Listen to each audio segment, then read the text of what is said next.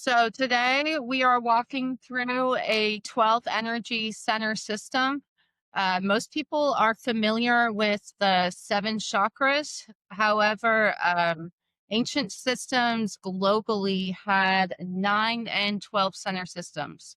So if you're familiar with the 7 chakra system, you will see a lot of overlap. The difference within the 9 bodily centers is a fluid center and a breath center. But we'll get into that. I'm going to go through it all in triads. So there's 4 triads for 12 centers. The first triad, we start at the bottom. This is the shadow centers. So these ones deal with our subconscious. So the root is at the bottom. This is Venus. This is our spiritual seed. This is our core spiritual makeup that we carry from life to life. So when the root is taken care of, our passion, our fire of purpose, our sense of meaning in life can carry through up these other centers. Trauma is the number one thing that damages the root center.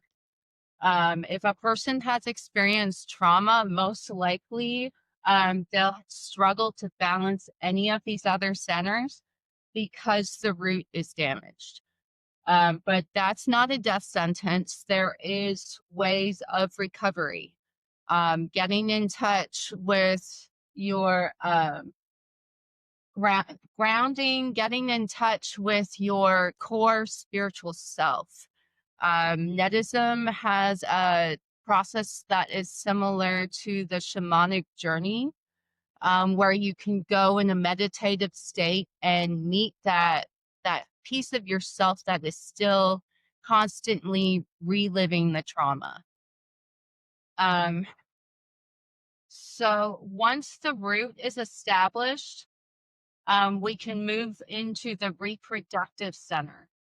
And this is ruled by Luna, and it is reflective, reactionary. A lot of it, like I said, this is in the shadow center, so it's subconscious. It's our empathic intuition. When we connect with another person, we're working through this center. And although this is on the feminine side, this is active for both males and females equally. So this is elemental water. Root is elemental fire. Moving on to the third center, this is fluid, which is elemental Mars. And this is active. So the third center here is what roots these two into motion. So when this is working good and we're able to process our emotions, we have to be able to constantly being in touch with ourselves. Emotional suppression will block the center. Assuming these two are working properly, the fluid center is what stabilizes this triad.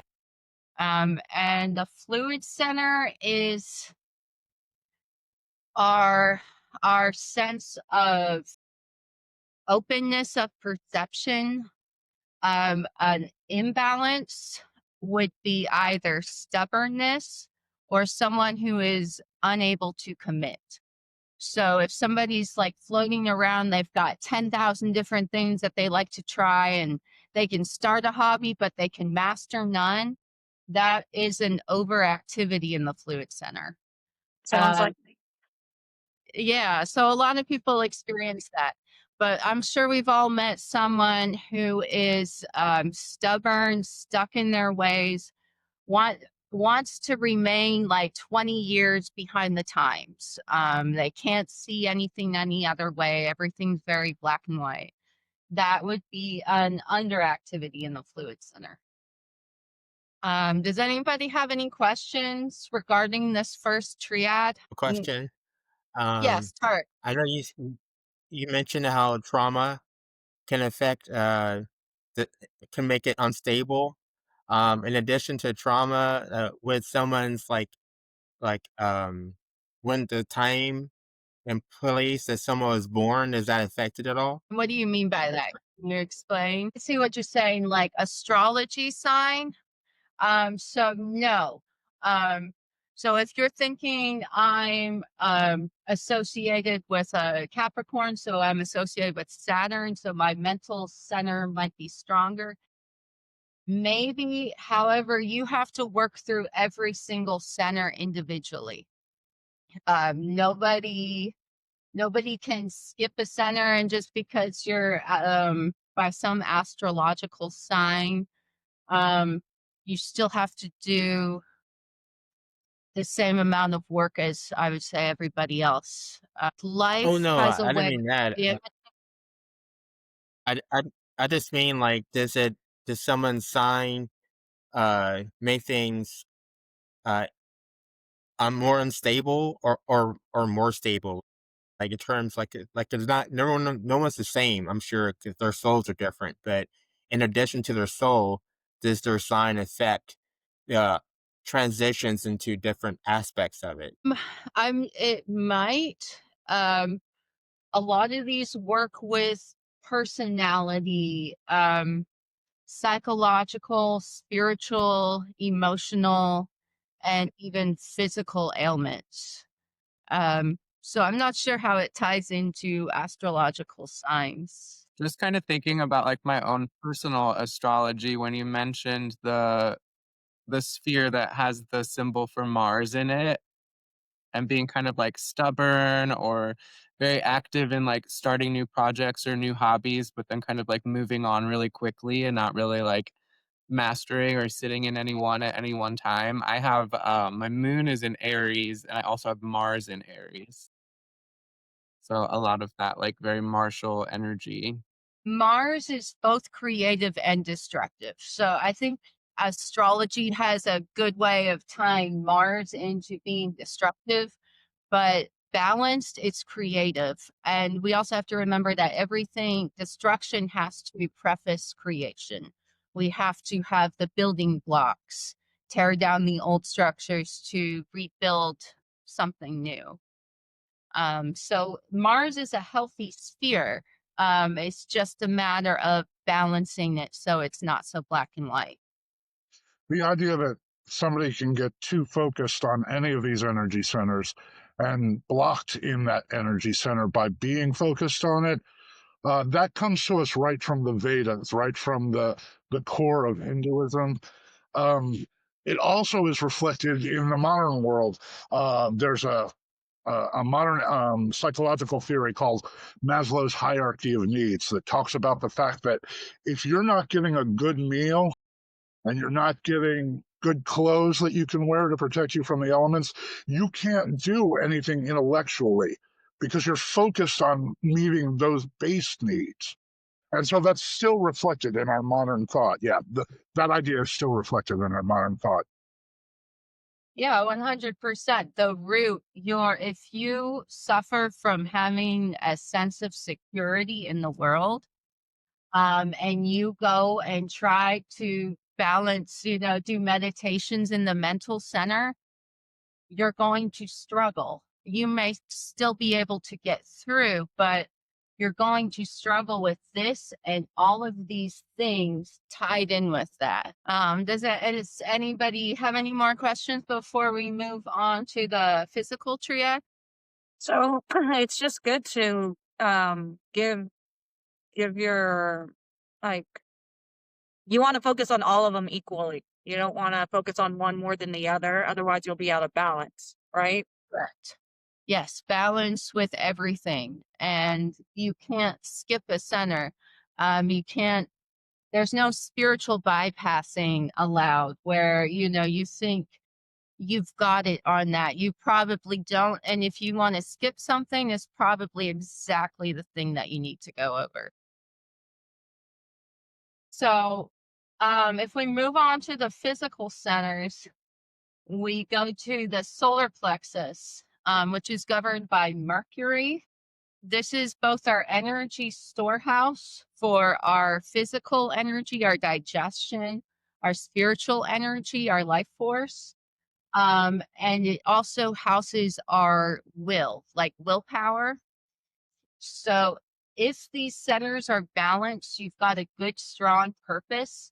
Here is where you carry your purpose up into action. So this would be balance. It would be steady willpower. It would mean you want to go on a diet, so you make changes in your daily habits instead of trying to tough it out, on some fad diet. It is lasting change, um, habitual change. Moving up into justice. I've Justice lost. is actually split into two centers. It is one sphere, but here's where we meet the scales. If anyone is familiar with the Egyptian cosmology, this is kind of where this is inspired from. So if you weigh heavy on either side, you are not able to pass through to unity.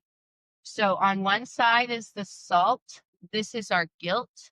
And on the other side is the nitrum, and this is anger. So guilt and anger, although they appear opposite, they are actually equal. And they loop us back through the same cycles. If we weigh heavy, we cannot pass upwards. So the heart center is a lot more than just love and compassion, although it is. It is also our sense of moral duty. So it's both a good thing and a bad thing. If somebody does something that's wrong, this center is where we are motivated to want to go and fight for justice, essentially.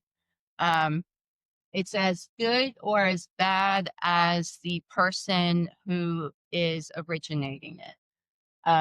It depends on your sense of justice. But essentially, what we need to get out of the justice center is to let go.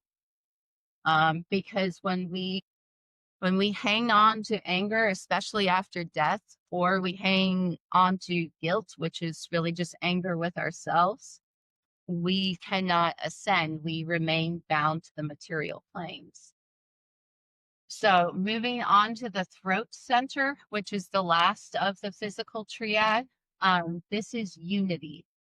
This is where the salt and the nitra combine. All elements are present. Over here it is fire and water, and over here it is earth and air.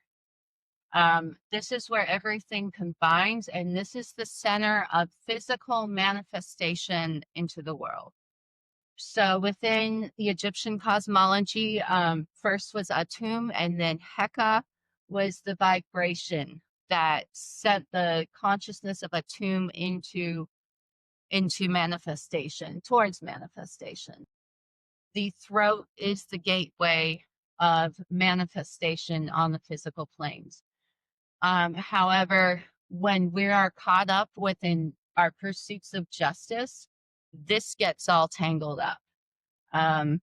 What we speak and what we intend and what we want to manifest does not always equate. So we have to come through it with a mind centered on unity. This is a lot. Does anybody have questions regarding these three centers? No, it makes a lot of sense, even though it's kind of my first time seeing it. Okay, good. It's real intuitive. Can move on to the spiritual triad if you're ready. Tarek, did you have something?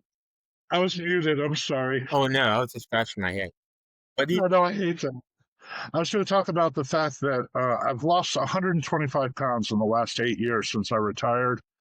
And it wasn't that I dieted or exercised. I had all those tools.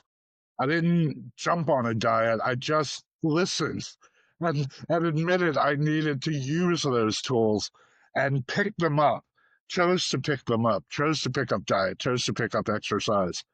And if I had focused just on diet, if I had focused just on exercise, I don't think I would have been as successful. Again, we're finding ways to integrate everything. And that idea of balancing, getting in balance with, I've heard this portion talked about getting in balance with your intention before you try to manifest it. And that's what I've heard about the importance of this center trilogy. Go ahead. I'm sorry. No, that was a great addition. Thank you. Does anybody else have anything? Actually, there was something. You mentioned how the you mentioned how the throat chakra is what causes manifestation in this world. And I had, to summarize it, I had a dream. I actually made a graphic novel from this dream. And there was a soul that was in a loop. And he didn't realize that he had passed on. And I interacted with him and I broke that cycle. And then after that happened, something in me changed. Like that experience inspired me. And in the dream, black liquid came out of my mouth, but I felt it in my throat first. And it came out of my mouth and it was cold. And then it went on my arm. And then like I had a different sort of body. It was more strange biomechanical kind of strange hybrid or something. But that I definitely manifested through the throat first. You know, I believe for the better. Really interesting. Do you think that could have been a soul shard fracture that you uncovered that was stuck in a loop? That's possible because the time think so. period that soul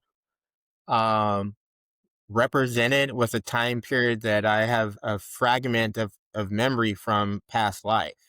So maybe that was just a past part of me that was in a loop or something.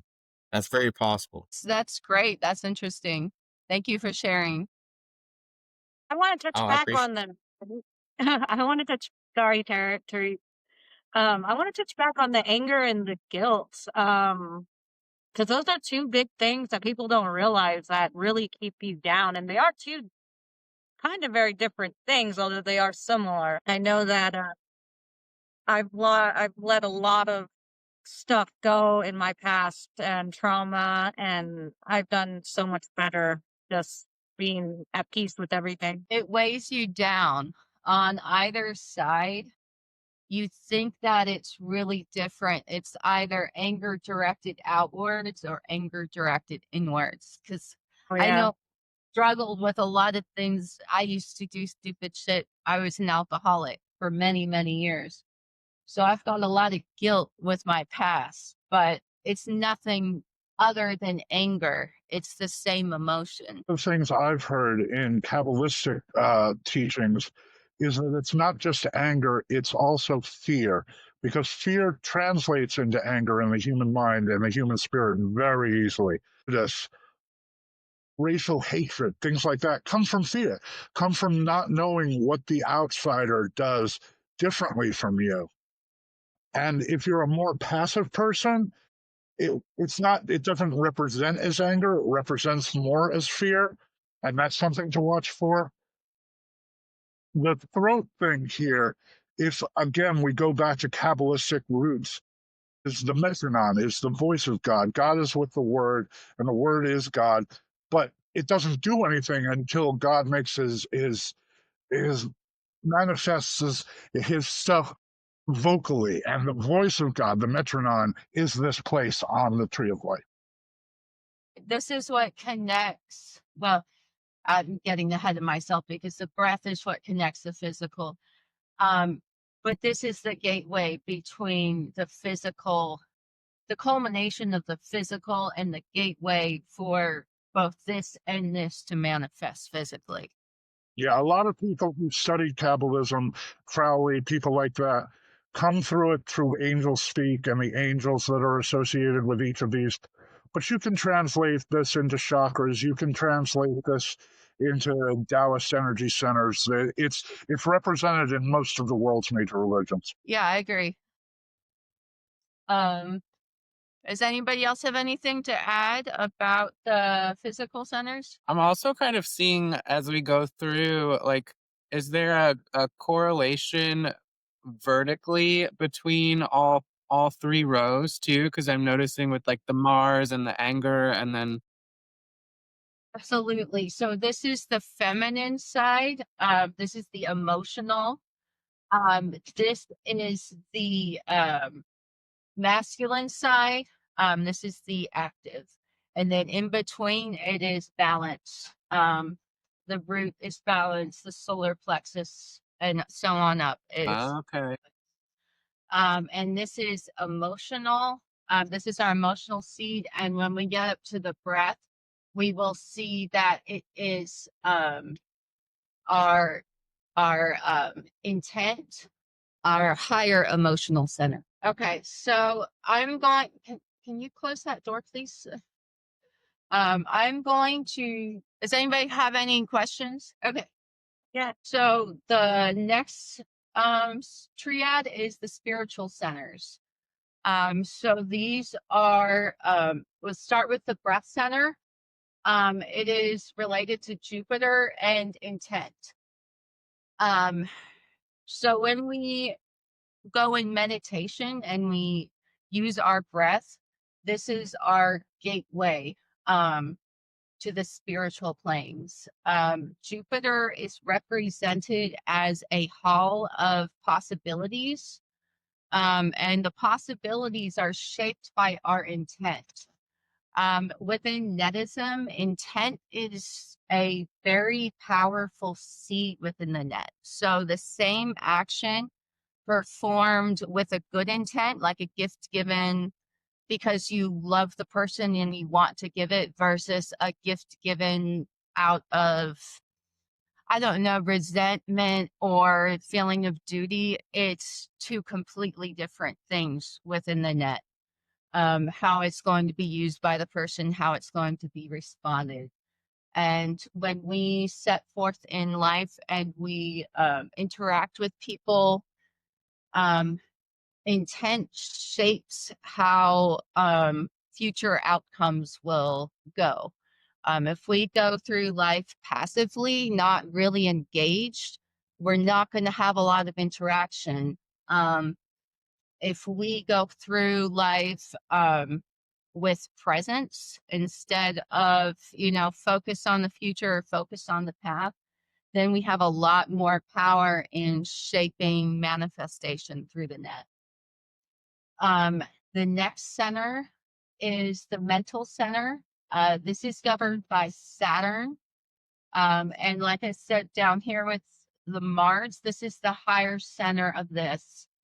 And this is intuition. So as we're down here is focused with action, here is mental action. It is logic, as well as gaining intuitive knowledge through the net. So, such as like Nikola Tesla, who could get visions of inventions in his mind before he didn't have to, he would figure it out from the vision. That was coming through the mental center. And that was because all of these other centers were balanced. So when we go in meditation from here to here, these centers are interacting, and this center is what's pulling our information.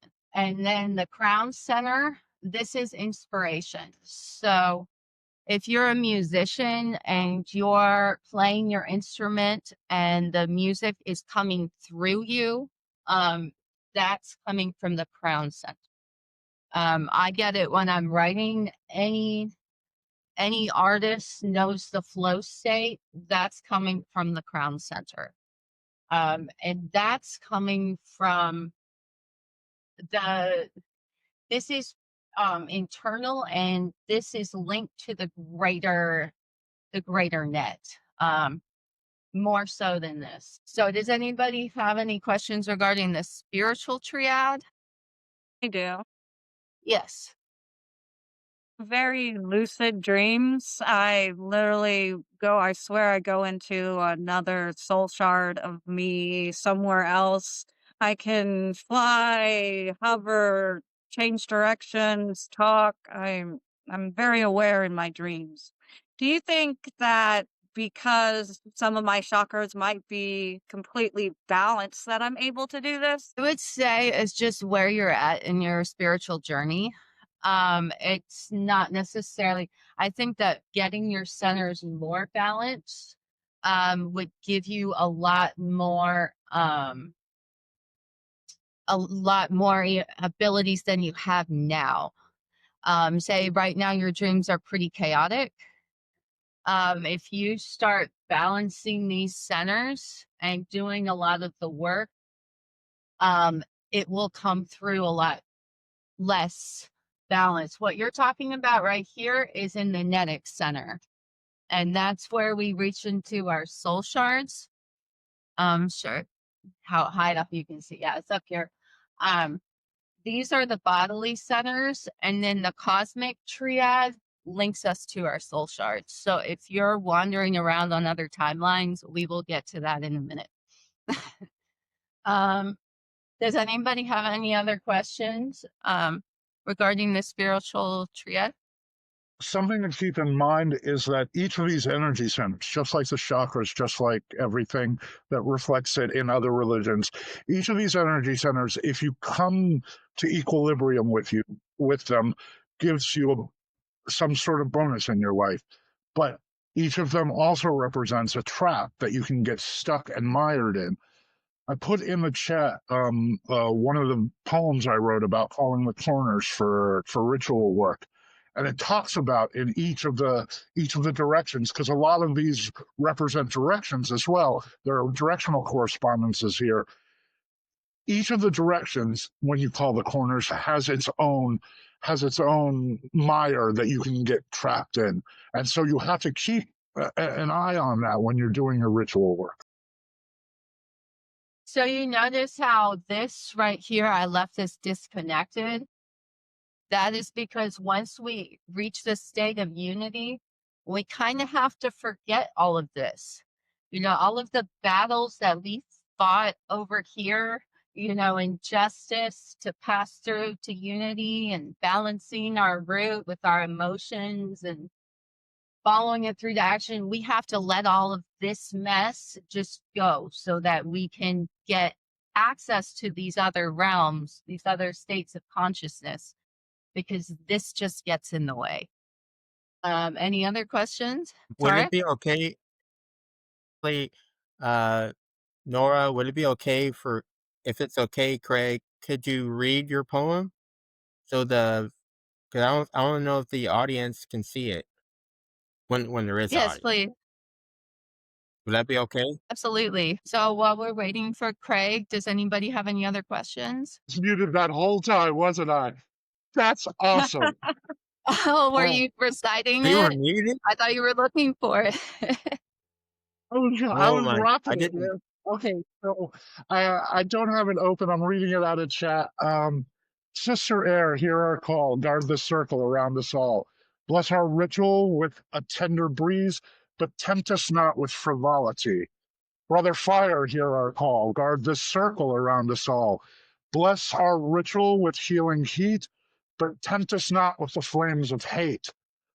Father Water, hear our call. Guard the circle around us all. Bless our ritual with sustaining waters deep, but let not intuition lead to lazy sleep. Mother Earth, hear our call. Guard the circle around us all. Bless our ritual with nurturing soil, but allow us mirth as well as toil. Spirit of life, hear our call. Guard the circle around us all. Bless our ritual with ethereal might, but bring not demons to our sight.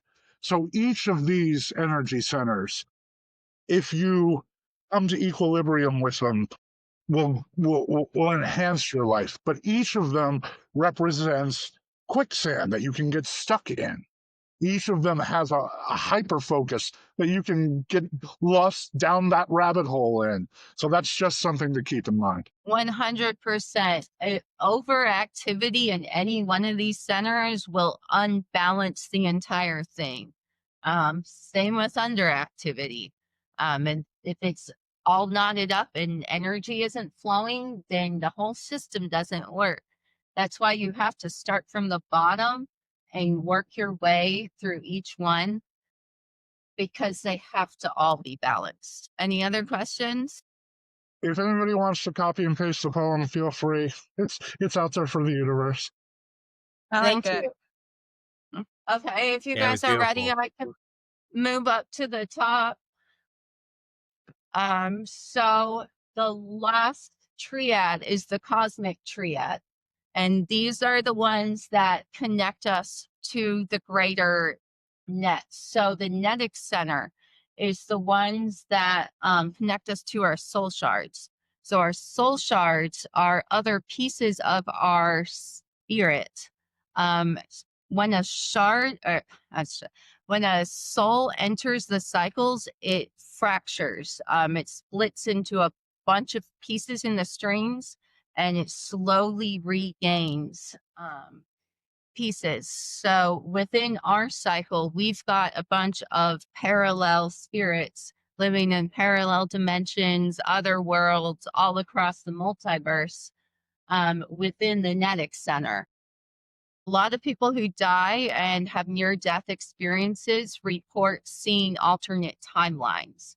And that is where the Netic Center comes in. So you can access it through meditation as well as focused dream work. And you can see how other timelines would play out. So your soul shards are by nature different from you. They by nature make decisions differently than you do. So if you look into a parallel timeline, you will see a wide variety of things. Some of them will be like you, somewhat similar. Other ones will be living completely different lives. Some of them have smaller variations. Other ones have larger variations. And some of them live in completely different worlds. It's easier to access the ones that are closer to us because it's easier for our consciousness to grasp. If you do meditations and you're trying to access other worlds, some of them are just very difficult for our brains to comprehend. It takes practice. Experienced meditators can see them. But in the beginning, you'll most likely see the ones who look just like you. Even though they may not act like you, they'll look like you.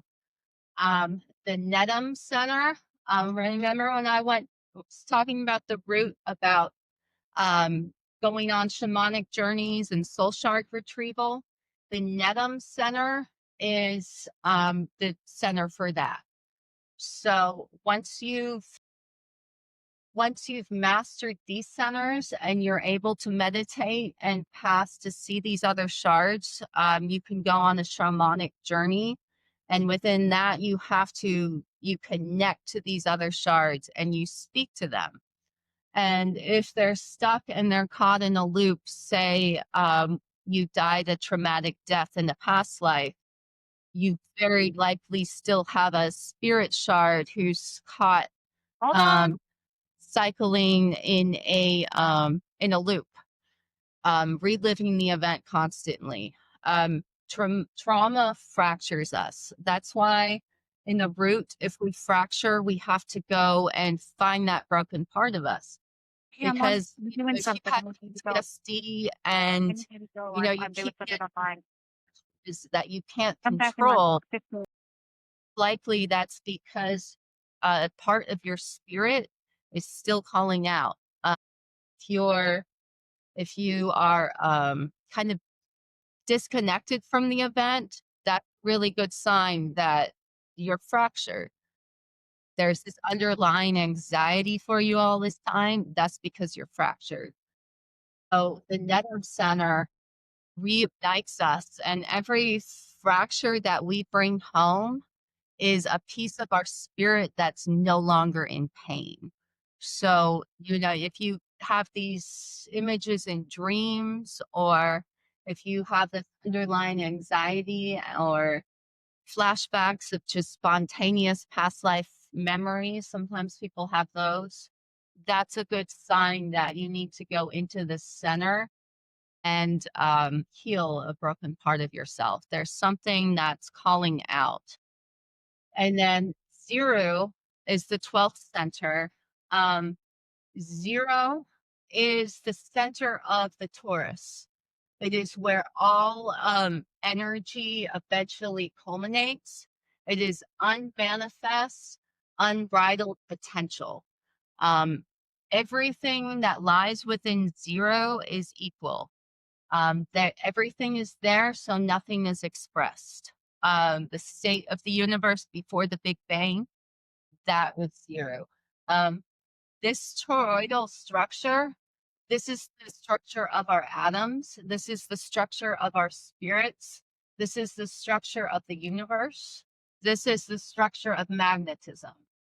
Essentially, it's the structure of everything. And all of the cycles that Netism discusses are embedded within this toroidal field. So when we connect to zero, we do not have to look externally. Zero is within our center. It is in the center of our cells, our atoms, our spirits. It's the center of everything. When we meditate and we go in, our brain waves go into a coherence. They align along the center, the left and right hemispheres. That center is the 0 point, and 0 is the point of infinite source. I'm sure you guys are not familiar with plasma, Bendel's plasmoids, but through plasmoids, he's able to alchemically transmute elements because of this structure, because zero is connected with the source and within the toroidal flow. Does anybody have any thoughts or questions regarding the Cosmic Center? I know that's a lot too. I do. Yes, Rose. I just want to touch back on like my lucid dreaming, because when you mention parallel, timelines and seeing other parts of you, there has been like a time where for a whole week I went to the back to the same story of like I had crashed my car and I was looking for a new vehicle. And it was a week long that every time I fell asleep, I went back to this timeline of trying to find a car and trying to get to school, and it always worried me. And when I finally would wake up, I would be super cold and my whole body would be covered in sweat. Okay, So so yeah, so with dreams, they're almost always 100%, 99% symbolic. So you don't want to take it as literally, I can't start my car, I can't get to work, I can't do these things. What is the underlying struggle? A lot of times when we have repetitive dreams, it may not, sometimes it can be a timeline reaching out. Sometimes it can be our unconsciousness, which is still struggling. For me, I'm always stuck in some weird cosmic school or some school I don't recognize. I'm walking around, I'm trying to stay out of sight. I'm trying to collect these things. And I have to take this symbolically as I'm still trying to learn things. I'm still struggling with my anxiety. Um, I'm still trying to balance these centers. Does anybody have any other questions?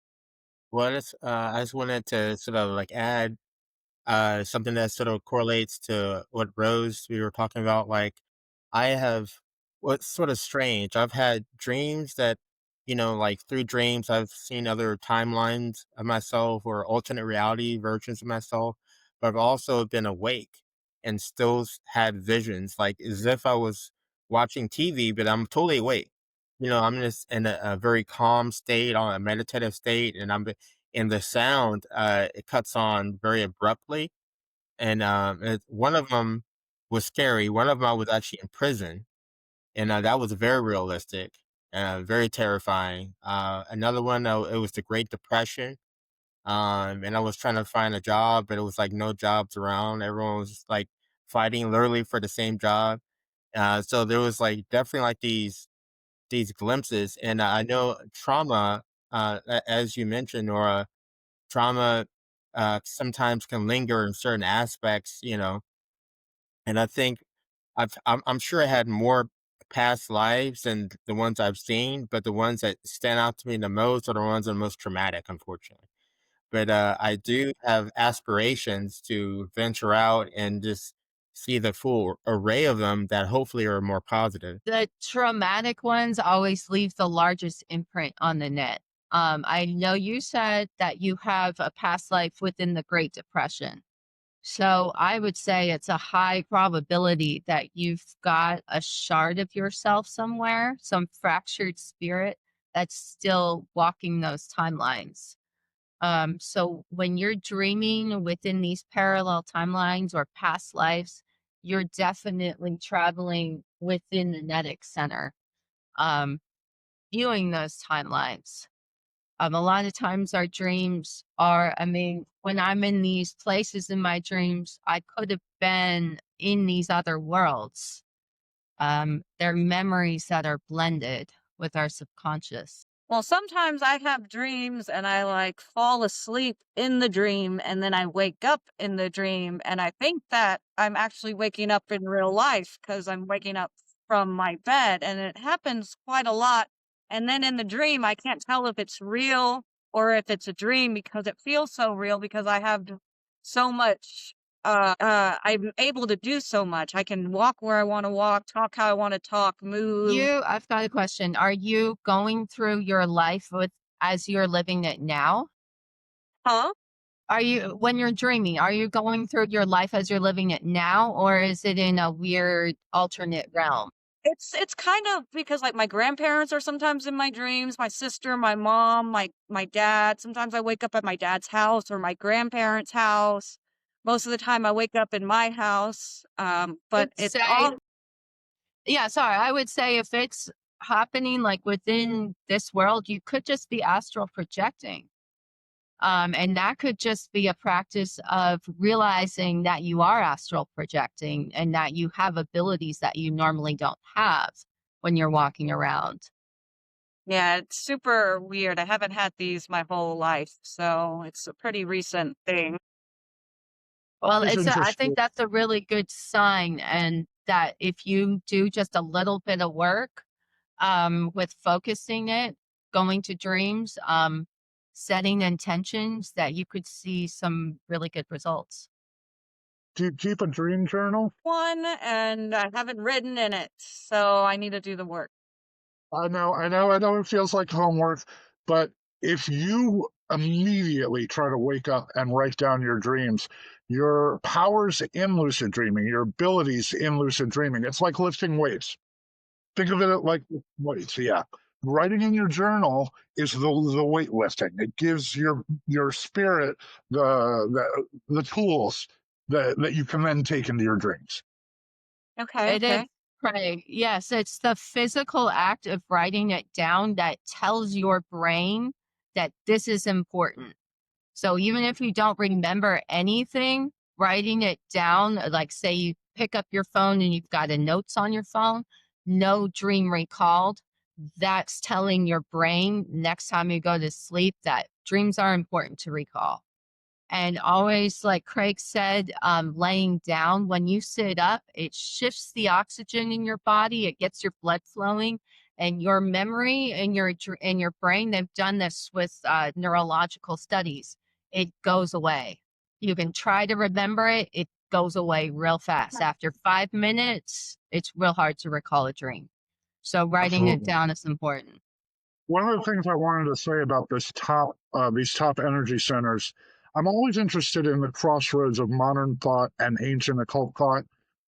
These energy centers are best represented in the writings of Carl Jung and the idea of the collective unconsciousness and being able to plug in to the collective unconsciousness.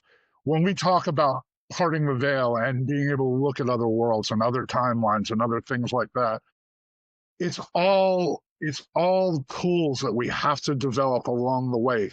All of those energy centers we talked about, you can't do this high level work without coming to peace with all of them, without equilibrium. 100%. If you're taking your anger up into these other things, how is that going to affect you when you see another shard of yourself being an asshole? It's just going to make things more complicated. I Any other totally question? agree. Not really question, but like my brain is just kind of doing all of these things as I'm listening to everybody. It's kind of crazy because you've got like past lives that have already happened that we're getting like memories and flashbacks from, and then you've got soul shards and then alternate reality versions of yourself within the multiverse, and then alternate timelines on top of that. So So all the of these soul shards are the alternate timelines. they are the So alternate timelines. they're the parallel worlds which our spirits of ourselves are walking. So you're one of those shards. Absolutely. So I'm thinking of it as like alternate timelines kind of being all very similar, where they're just kind of altering slightly, like a different choice in sort of either direction. Have you heard of the Mandela effect? Yeah. Yes. So that is a representation of where these parallel realms. So the Earth is very close together. So we've got all these parallel realms. Every now and then they kind of intersect. They're not supposed to, but a group of people walk over onto another dimensional plane. But the differences are really, really small. Now, when we're looking at the alternate timelines, these timelines can stretch into parallel worlds very far. So the close parallel worlds, they do have very small differences. But have you heard of a doppelganger by chance? Yeah. Yes. Okay. So you've got this alternate self living in this alternate dimension. If this person that looks like you crosses over, the characteristics of a doppelganger is that they look like you, they may dress differently, they may talk differently, they may act differently. If a person sees their doppelganger, it is an imminent death omen, usually within 24 hours. The reason for that is because our soul shards are naturally inclined to merge. So if we see another shard, another us, not only is it really, destabilizing to the psyche, it's also destabilizing to our energy, because the spirit has a good chance for both parties to depart prematurely because it's combining. So a lot of what I kind of experience that I feel like sort of relates to this is when I'm actually awake. So it's not happening when I'm dreaming or meditating, but I'll be awake just kind of going about my business and, walking down the road and a car drives by and I get like this flash of somebody like, shooting me from the window of the car, or I'll be driving the car and I'll get in a car accident or I'll get in a plane crash. So it's almost like I'm going through these parallel timelines and then one just kind of like shoots off and then it ends in a certain way. So I'm like experiencing like these death experiences, but then I'm the one that's still alive. So I keep going on my merry way. Very well could be. Our souls, we're connected to our soul shards all the time. So they do come in spontaneous inspirations. And it's like a quick flash of an image and then it's gone usually. Theory tells us that every decision we make creates a new universe where, I didn't make that decision, I made this decision. So there's a whole new quantum universe where I made that decision. An infinite number of them for each decision, because then they branch off from there. So when you start to develop the tools to part the veil, to see beyond, when you start to develop those tools like you're doing in your dreams, you're feeling more and more like you're able to do things in your dreams, it has to do with developing all of these energy centers. If you become a student of these things, you're naturally going to have, like you're noticing quantum realities next to you. You're naturally going to get these senses developing in you as you develop these energy centers. Yeah. Absolutely. Good job, Craig.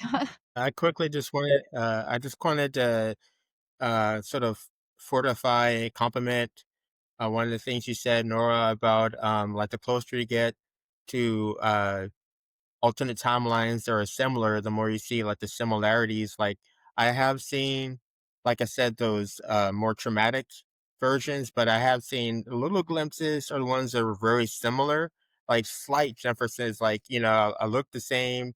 I'm my family's the same, but we live in a different place, or I have a different job. Like everything else is the same. Like it's like almost the same. I have seen some of those. Even to the Yeah. extent where there was a year where I was seeing that almost every month. Yeah, that sounds exactly like a parallel self. They might be living in a different part of the country, but there's a lot of things that they're saying. You're still with your family, things are just a little different. Exactly. But is there anything else you guys insights about this?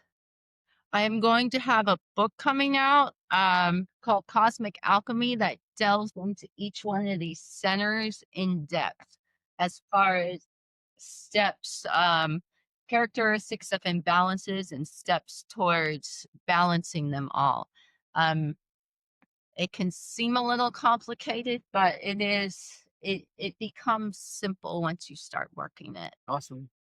I'm looking forward to it. Thank you. All right. If there's no more questions, I'll go ahead and close out the class. Thank you for Great. today. Thank you, Good to see everyone, for everybody. coming. Thanks so much. All right. Nice Bye. to meet you. Good to see you. Bye-bye. Good to see you, Kobe. Nice to see you, Ken Rose, Ray, Nora, everybody.